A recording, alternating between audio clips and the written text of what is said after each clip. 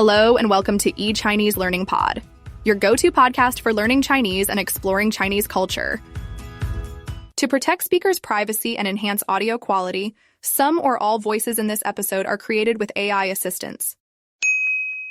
Every so often in history, you get a figure who doesn't just, comment on civilization. They practically hand over the blueprints for it. How to build a society, how to govern, how people should treat each other. Yeah, they set the terms of the debate for centuries. Exactly. And today, we are opening the door to one of those people, Confucius. If you've maybe heard his name or seen a quote somewhere, but you're not really sure why he still matters 2,500 years later, well, this deep dive is for you. This is your shortcut to the essentials. That's a great way to put it. We're talking about Confucius, or Master kǒng. And his school of thought, Confucianism. I mean, it became the bedrock of Chinese culture and really much of East Asia. We're talking governance, family, morality for over 2,000 years. So our mission today is to kind of distill all of that down. We're going to get to the core of what he said, why he said it, and how these ancient ideas are, believe it or not, still part of the conversation today. And if you're going to take away just three things to start, three core concepts, let them be these. 人 Which is benevolence, 礼 which is propriety or ritual, and 孝 which is all about family. Okay, got it. Those are the gears that make the whole system work. Right, so let's start with the man himself. Who was Confucius and what kind of world was he living in? Well, he was born in 551 BC in the state of Lu, which is now Shandong province in China.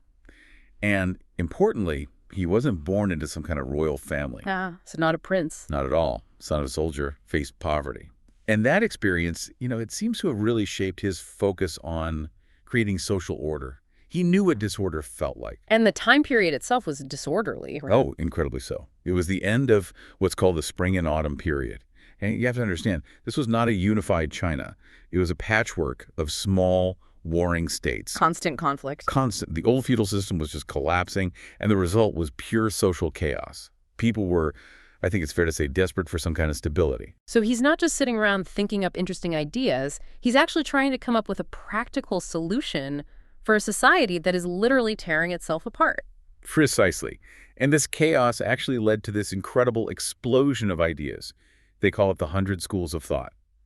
So you have other figures at the same time, like 老子 the founder of Taoism. But they had very different ideas about how to fix things. Diametrically opposed, really. The Taoists were often about retreating from society, finding harmony with nature, non-action. And Confucius was the opposite. Completely. He was intensely focused on the human world, on practical ethics, social harmony, how to cultivate virtue right here, right now. He wasn't interested in metaphysics. He was interested in good government and good families. His goal was to restore harmony by looking back, right, to ancient traditions. Yes, by reviving what he saw as the successful values of the past. He believed that if individuals could just act virtuously within their roles, father, son, ruler, subject, then society would naturally stabilize. It was a playbook for fixing your immediate world. And it's funny to think of him as, well, a failed politician. He spent years trying to get rulers to hire him to implement these ideas. He did. And they wouldn't listen. And that failure in politics led to his greatest success, teaching. He basically said, fine, if the current leaders won't listen, I'll train the next generation of leaders. So he becomes an educator. And maybe the first private teacher in Chinese history to teach anyone, regardless of their social class. He believed anyone could learn to be virtuous. Okay, so if we want to hear from this educator, where do we go? What's the source? The essential text is the Analects. It's not a book he wrote himself. It was compiled by his students after he died. Think of it less as a philosophical treatise and more as a collection of his greatest hits. Sayings, dialogues, anecdotes. Like a set of notes from the most important conversations ever. That's a perfect description. It's the bedrock of the whole tradition. Okay, let's get into the mechanics. We mentioned 人、礼、孝。 how do they actually work together? It all starts with 人 You can translate it as benevolence or humanness or maybe genuine virtue. It's the inner moral potential that Confucius believed is inside every single person, that feeling of care for others. But just having a good heart isn't enough. Exactly. You have to express it correctly, and that's where 礼 comes in. The rituals, the propriety. Right. Lie is the outer expression of your inner. 人 So if 人 is the feeling of respect, 礼 is the action of bowing correctly or speaking respectfully. He believed this structure, these rituals, were vital. They channel our good intentions into stable, predictable interactions. Like a handshake. We all know the script. It prevents awkwardness and signals respect. What a great example. It's a script for healthy social interaction. It reinforces harmony. And this brings us to probably his most famous idea, the one that really crosses all borders. Absolutely. Do not impose on others what you do not wish for yourself. The golden rule, but in reverse. The negative golden rule, yeah. He called it "zhù," the principle of reciprocity. And it's the engine of the whole system because it forces you to use empathy before you act, to put yourself in someone else's shoes. So you have the inner virtue, 仁 which is expressed through the correct social scripts, 礼 and the whole thing is governed by empathy. 数 You got it. But where do you practice all this? Yeah. And that brings us to the family. To 孝 Yes, the family is the foundation of everything for Confucius, which is why xiào, or filial piety, is so critical. It's more than just respect your parents. It's a whole system of obligation. A system of reciprocal obligations. This gets formalized in what are called the 5 relationships: ruler to subject, father to son, husband to wife, elder brother to younger brother, and friend to friend. And the key thing there is that all of them, except for friends, are hierarchical. They are, and that's completely intentional. For Confucius, order required a clear structure of authority and responsibility. The superior person, the father, the ruler, has a duty to care for the subordinate. And the subordinate has a duty to obey and respect the superior. Exactly. If the father is benevolent and the son is filial, you get harmony in the family. And that harmony extends outward to the whole society. Okay, but wait a second.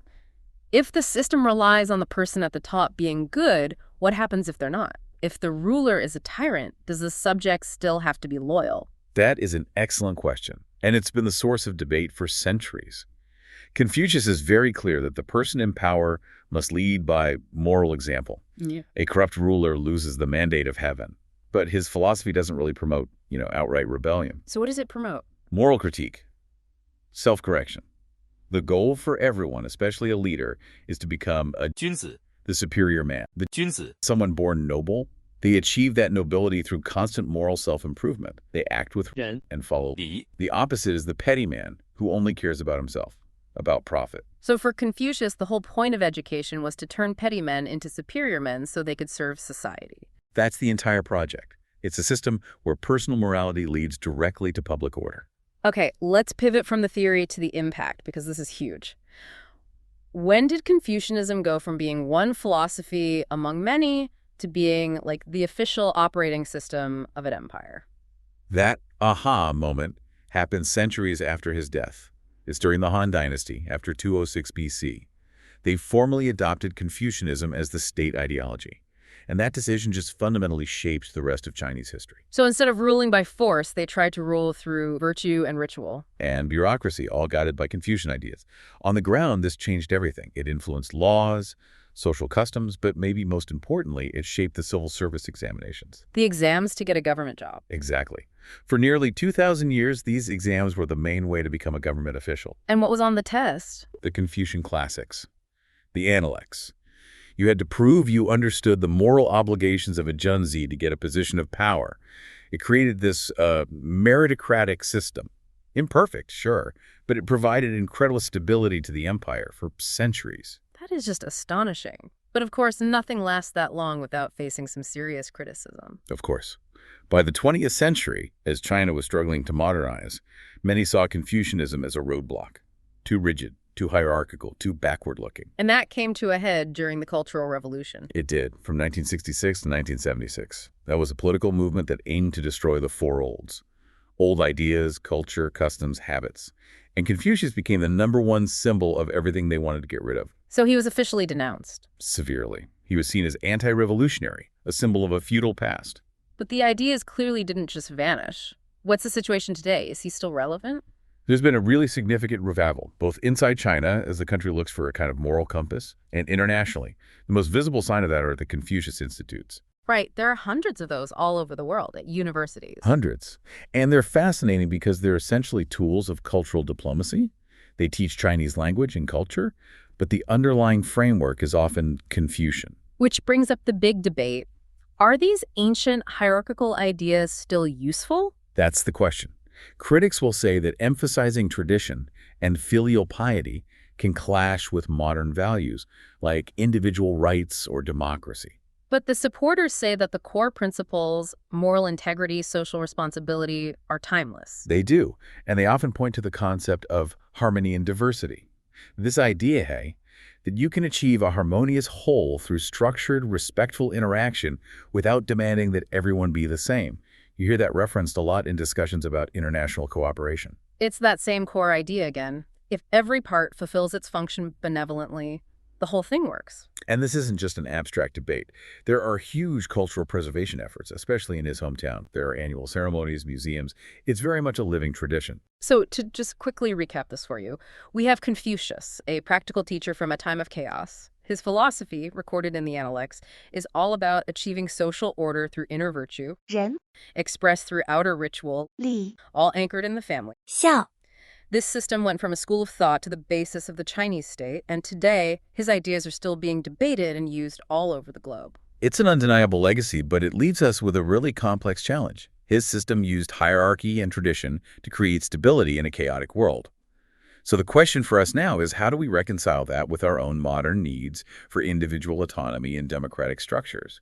Can we adapt his wisdom about virtue and responsibility? That, I think, is the deep dive that's still going on. Want to practice what you've learned today with a real Chinese teacher?